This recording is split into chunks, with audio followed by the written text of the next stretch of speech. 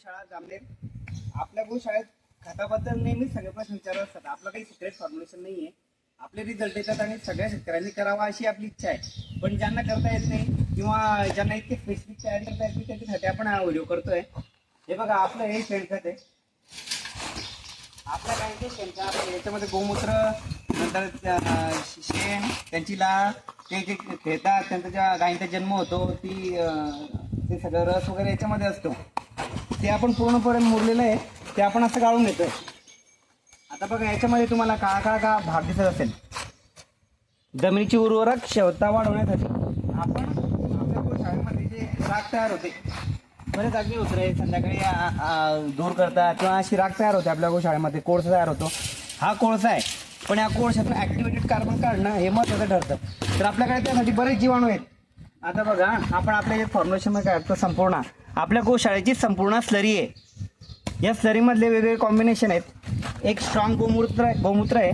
आता हे गोमूत्र फक्त गोमूत्र नाही, तर थोडा गोमूत्र फक्त म्हणजे आपण गोमूत्राचा अर्क काढल्यानंतर जे शेवटी गाळ वगैरे उठतो जडीबुटींचा, आवळा, बेडा, इडाची किंवा सप्तरंगी, जे कॅन्सरसाठी औषधं बनवतो, ज्याचा तो अर्क पडतो तो याच्यामध्ये. हे तक्र आहे आपल्या देशी गाईचं ताक, जे तांब्यामध्ये आंबवलेलं आपण बुरशीनाशक आणि युरिया म्हणून काम करतं. देशी गाईच्या ताकाचे भरपूर फायदे. तुम्ही फक्त देशी गाईचं ताक आणि गूळ जरी शेतात टाकलं तरी त्याचे अप्रतिम रिझल्ट तुम्हाला दिसून येतात. गुळ हे काही वेगवेगळ्या जडीबुट्या आहेत आपल्याकडे. बुरशीनाशक म्हणून हा गेरू आहे. या गेरूला विशेष प्रक्रिया केली जाते जीवाणूमध्ये. याच्यातून फॉस्फेट वगैरे काढलं जातं याच्यामधून. त्याच्यानंतर हा आपण याच्यात मिक्स करतो. आणि हा ऑब्वियस गुळ हे आपले जीवाणू असतात. या जीवाणूंना गुळाचं पाणी जर भेटलं तर सगळे जीवाणू आपोआप ॲक्टिव्हेट होतात. आणि हा कोळसा आहे, म्हणजे आपल्या. आणि राहिला विषय गांडूळ खताचा. गांडूळ खताचा खूप मोठा विषय आहे, पण आमचं असं मत आहे की गांडूळ हे शेतात निर्माण झाले पाहिजे.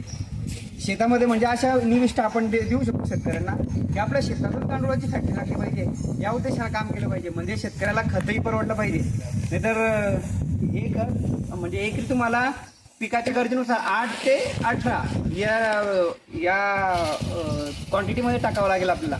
म्हणजे पिकाचं वय, जमिनीचा पोत वगैरे सगळं बघून आपण सतवू शकतो. आणि तुम्ही सपोज युरिया, फॉस्फेट वगैरे जे ते टाकत असाल त्याला आपण डायरेक्ट विरोध करू शकत नाही. पण त्याच्यामध्ये जर मिक्स करून एक दिवस ठेवून किंवा थोडा वेळ ठेवून जर तुम्ही मिक्स करून शेतात टाकलं तर अप्रतिम रिझल्ट येतात.